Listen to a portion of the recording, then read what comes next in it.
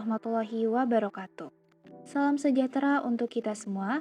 Shalom, Om Swastiastu, Namo Buddhaya, salam kebajikan dan salam bela negara.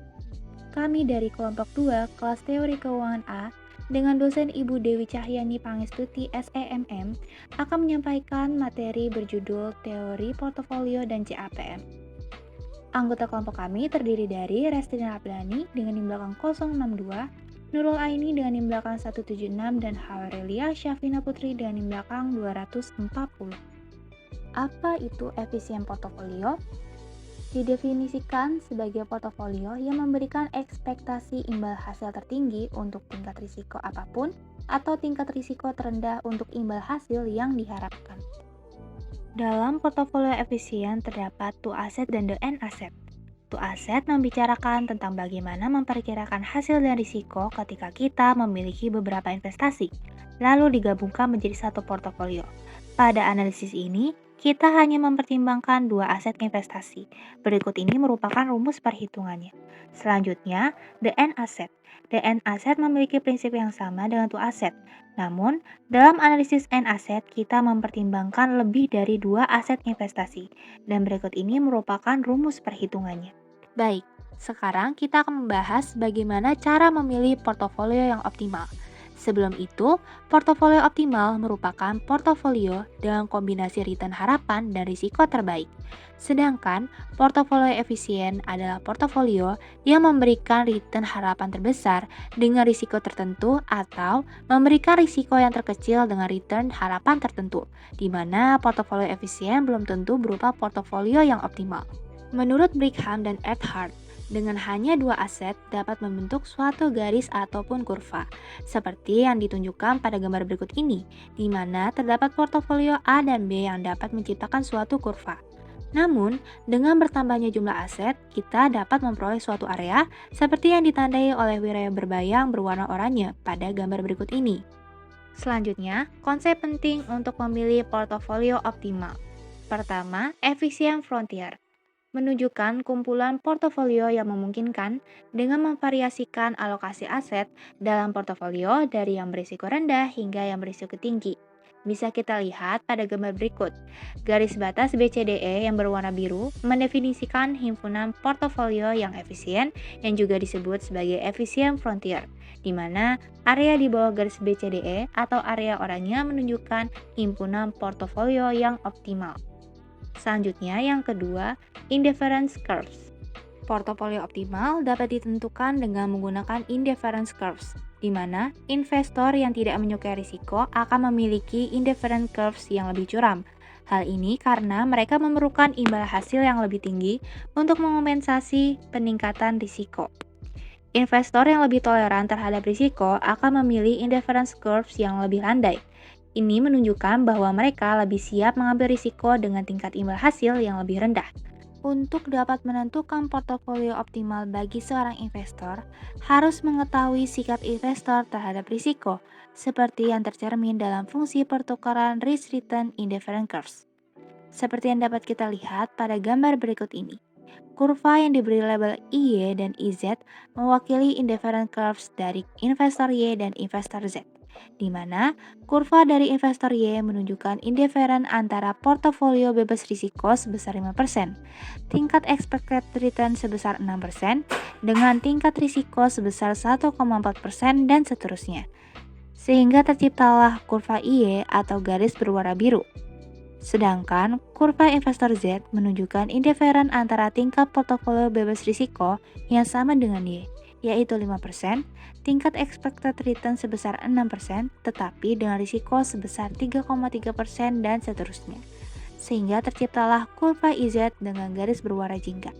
Adapun dari gambar tersebut dapat dikatakan investor Y lebih takut terhadap risiko dibandingkan dengan investor Z, di mana investor Y memerlukan premi risiko sebesar 2,5% yang dapat dilihat pada gambar berikut yang merupakan selisih pengembalian bebas risiko sebesar 5% dengan expected return sebesar 7,5% untuk mengkompensasi risiko sebesar 3,3%.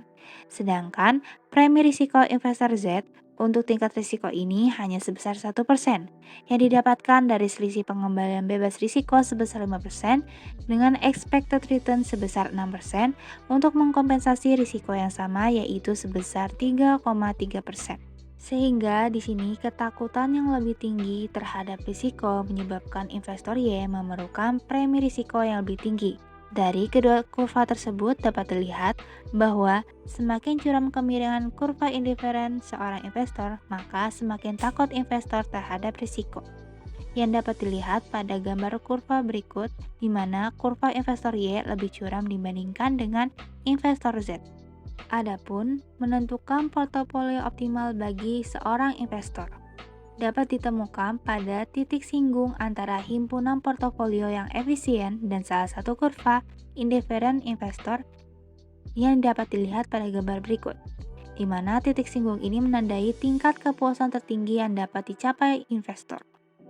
Di mana untuk investor Y yang lebih takut terhadap risiko dibandingkan investor Z, memilih portofolio dengan pengembalian yang diharapkan lebih rendah yaitu sekitar 6%, tetapi dengan risiko yang rendah pula yaitu 4,2%, yang dapat dilihat pada kurva investor Y2 berwarna biru di tengah. Adapun investor Z memilih portofolio yang memberikan pengembalian yang diharapkan sebesar 7,2%, sama juga untuk risiko yang tinggi sebesar 7,1%, yang dapat dilihat pada kurva investor Z2 berwarna jingga di tengah. Setelah kita membahas terkait portofolio yang efisien dan optimal, kita akan lanjutkan kepada CAPM. Terdapat beberapa asumsi-asumsi dasar dalam CAPM. Yang pertama, semua investor berkonsentrasi pada periode investasi tertentu dan berusaha memaksimalkan utilitas yang diharapkan dengan memilih portofolio yang berbeda berdasarkan tingkat pengembalian yang diharapkan dan deviasi standar. Yang kedua, semua investor dapat meminjam atau meminjamkan uang pada tingkat bebas risiko yang sama. Yang ketiga, semua investor memiliki preferensi risiko yang sama dan memilih portofolio hanya berdasarkan dua faktor, yaitu proyeksi pengembalian dan risiko. Yang keempat, investor bebas dari pajak, biaya transaksi, dan biaya lain yang mungkin timbul selama proses investasi. Yang kelima, semua investor memiliki pengetahuan yang sama dan dapat memperdagangkan aset secara gratis. Selanjutnya, CAPM tadi dapat digambarkan secara grafis dengan menggunakan Capital Market Line dan Security Market Line. Yang pertama, Capital Market Line atau CML menggambarkan perpaduan investasi antara aset berisiko dan aset bebas risiko untuk mencapai portofolio optimal yang sesuai dengan tingkat risiko dan imbal hasil yang diinginkan oleh investor. Garis pasar modal dapat diperoleh dengan menarik garis lurus dari titik portofolio optimal ke titik return bebas risiko. Seperti pada grafik berikut, terdapat sumbu vertikal yang menunjukkan imbal hasil dan sumbu horizontal yang menggambarkan risiko. Ada titik RF yang merupakan imbal hasil yang diperoleh jika investor memilih investasi yang bebas risiko. Dan di atasnya adalah expected return untuk imbal hasil yang diharapkan oleh investor ketika mereka memilih aset yang berisiko. Daerah di antara risk-free dan expected return merupakan premi risiko portofolio pasar, yaitu tambahan imbal hasil yang diharapkan yang diperoleh oleh investor ketika mereka memilih untuk berinvestasi dalam portofolio yang berisiko dibandingkan dengan aset bebas risiko. Dari titik RF ini kemudian ditarik garis lurus ke titik portofolio optimal. Kemiringan garis atau disebut slope tersebut menunjukkan harga risiko pasar untuk portofolio yang efisien. Besarnya kemiringan ini adalah tambahan pengembalian yang dibutuhkan oleh pasar untuk setiap kenaikan 1% risiko portofolio pasar.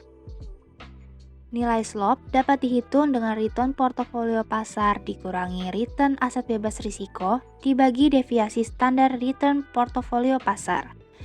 Dengan mengetahui slope, maka dapat dibentuk persamaannya, yaitu return aset bebas risiko ditambah deviasi standar return portofolio efisien dikalikan dengan nilai slope. Selanjutnya adalah security market line. SML adalah garis yang menjelaskan hubungan return yang diharapkan dari sekuritas individual dan risiko sistematis yang dinyatakan dengan beta. Return yang diharapkan dari suatu sekuritas dapat diperkirakan dengan menggunakan rumus berikut ini. Adapun beta dapat dihitung dengan menggunakan rumus berikut, di mana nilai beta mencerminkan risiko sekuritas sistematis pada sekuritas yang tidak dapat dihilangkan dengan mengelompokkan diversifikasi. Risiko sistematis adalah risiko mendasar yang membedakan satu sekuritas dengan sekuritas lainnya. Beta pasar adalah 1. Sekuritas dengan nilai beta kurang dari 1 dianggap memiliki resiko yang lebih rendah daripada risiko pasar.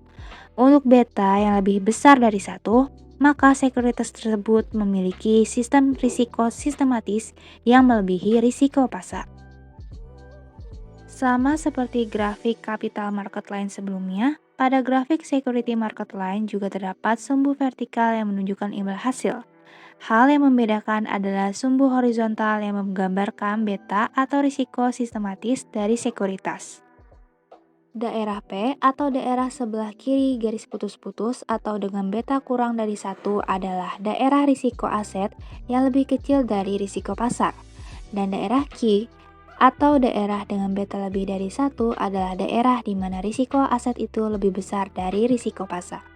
Sekian materi yang bisa kami sampaikan terkait teori portofolio dan CAPM. Dari video ini, kita sudah belajar terkait apa itu portofolio efisien, apa itu to asset dan the end asset, bagaimana cara kita memilih portofolio yang optimal, bagaimana menentukan portofolio optimal untuk seorang investor, asumsi-asumsi dasar dari Capital Asset Pricing Model atau CAPM, serta apa itu Capital Market Line dan Security Market Line. Terima kasih banyak bagi kalian yang sudah mendengarkan video ini sampai akhir. Semoga materi yang kami sampaikan dapat memberikan manfaat. Sekian, terima kasih. Wassalamualaikum warahmatullahi wabarakatuh.